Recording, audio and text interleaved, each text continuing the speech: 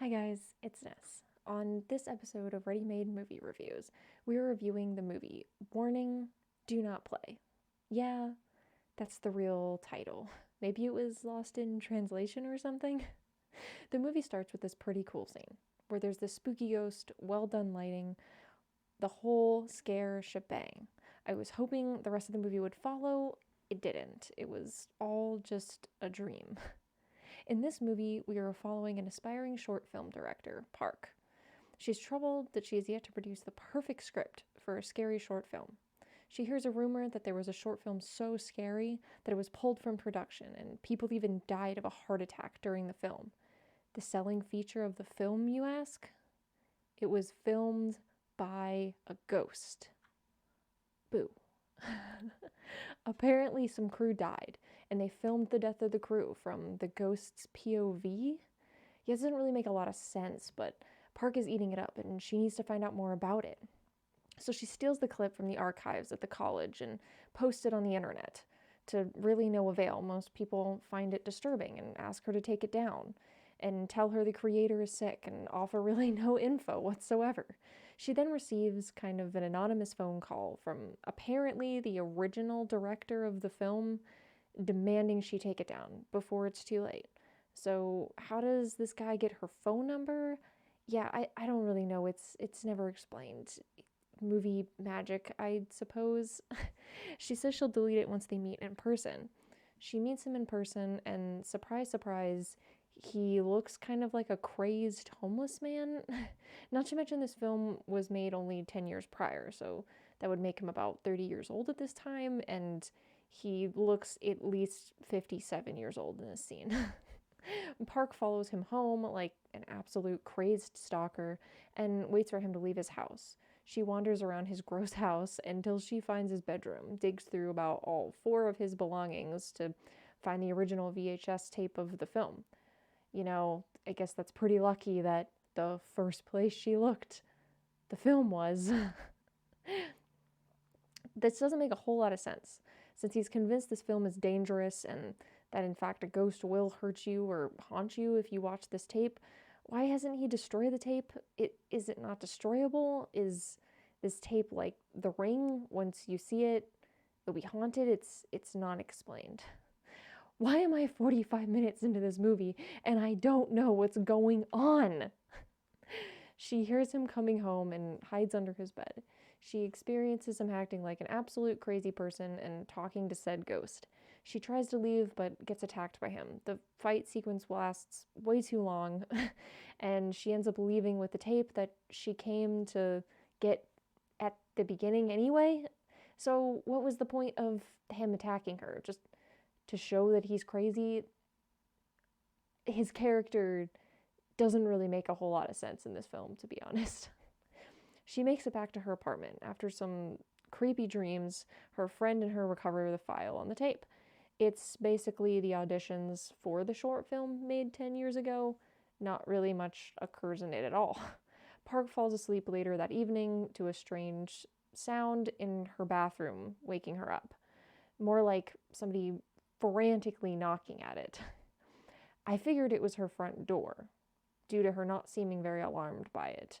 But when I found out it was her bathroom, I instantly became so much more angry to this movie in general, because I sure know that if something was knocking on my closet, I would not be casually approaching it. She's working on her computer and the power suddenly cuts out. We're unclear whether the sequence before was a dream. We're just gonna have to roll with it. At random times throughout the scenes with her phone out, it switches to an iPhone-like camera POV, which I must say, it's just awful. She finds a bloody razor in her bathtub, which then immediately disappears. She feels then the sudden urge to leave her apartment, only to find out she's locked in. She then sees the ghost, I guess, who doesn't hurt her or even attempt to. It just kind of stares at her like a creep.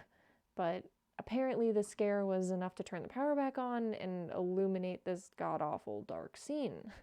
There are so many complete dark scenes in this movie, and I mean completely dark scenes in this movie.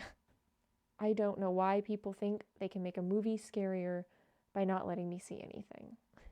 We finally get to see some more of this lovely, terrifying short film as we watch the old dead crew find this abandoned theater to set up shop in. Honestly, this place looks absolutely condemned. It doesn't look safe for anyone to be here, haunted or not. The cops should have been on their way a long time ago to shut this jig down.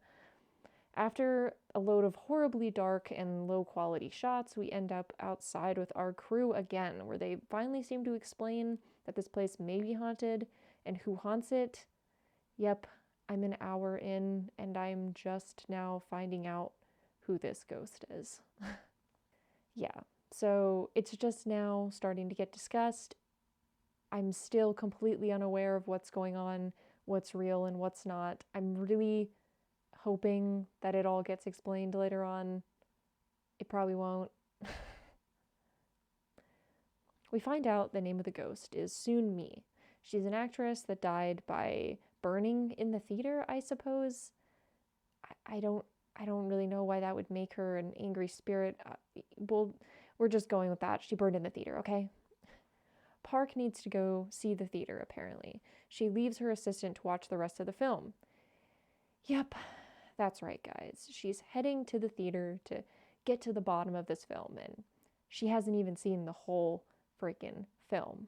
So as we watch the old crew set up, the lights go out. Yep, just like I said before, the lights go completely out. We are sitting with a black screen for at least 30 seconds. I don't actually know where that was a proper aesthetic choice to the situation. Whatever.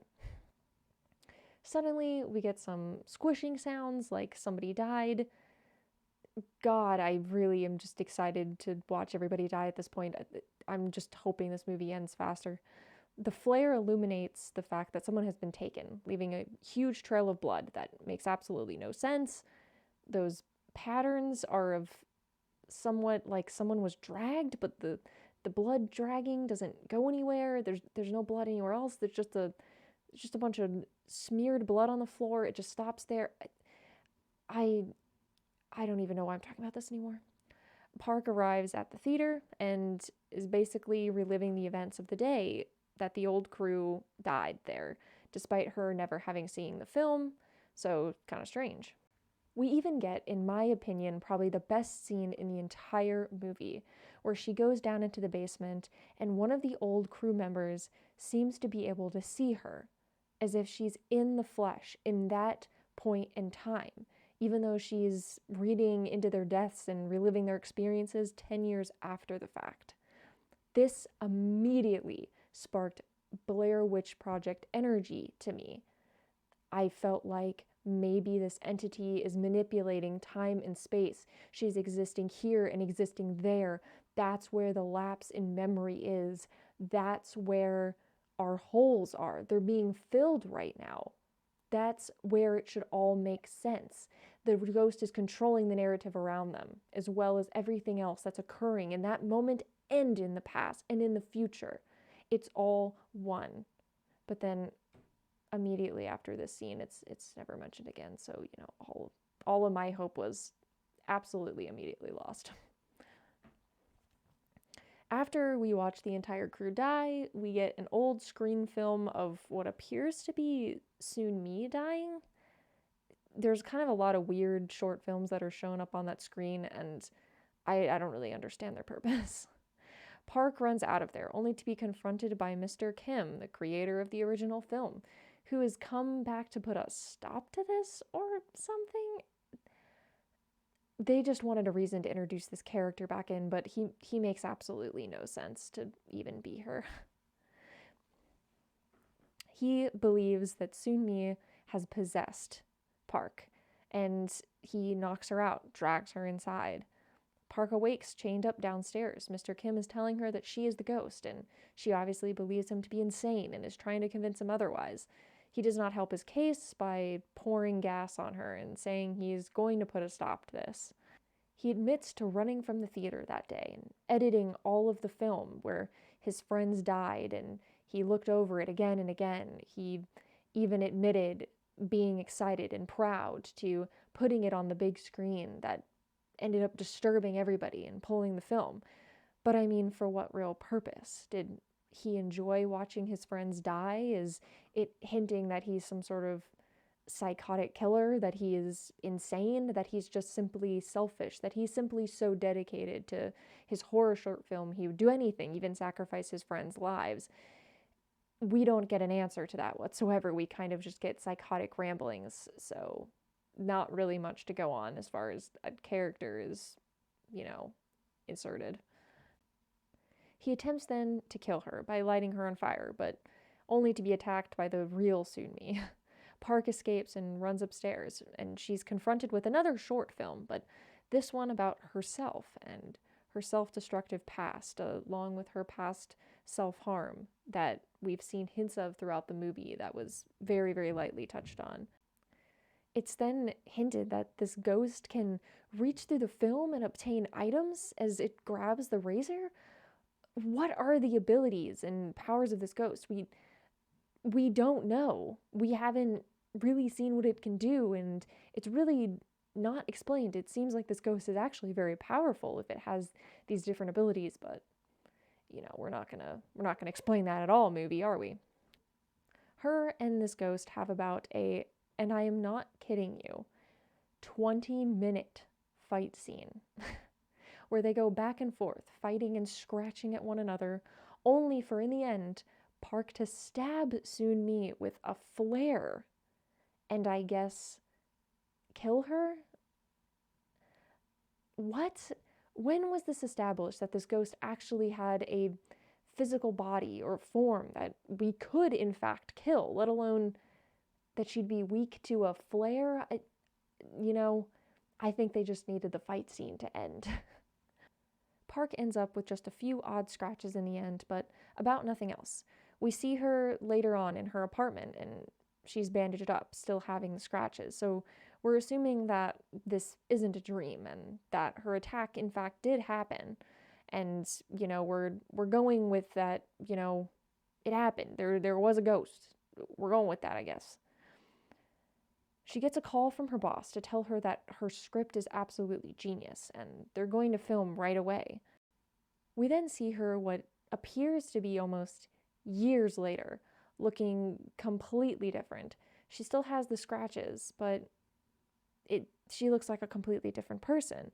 It's not mentioned how long it's been. We don't have anything to go off of. And the film starts and it's filming her. So did everything we watch, was that a film? Was that a part of the script that we were watching the whole time? Why does she have the scratches? Did this happen to her in real life? None of it is talked about. None of it is gone over. I don't even know what I watched. So we're kind of left with how much of the movie did we watch was real? How much of it was a script? How much of it was a memory, a dream? What happened? I don't know. Okay, guys, thank you so much for watching, and please do leave a like and subscribe. If you did end up liking this video, it means so much to me and it helps me out so much. All right, thanks, guys. See you soon.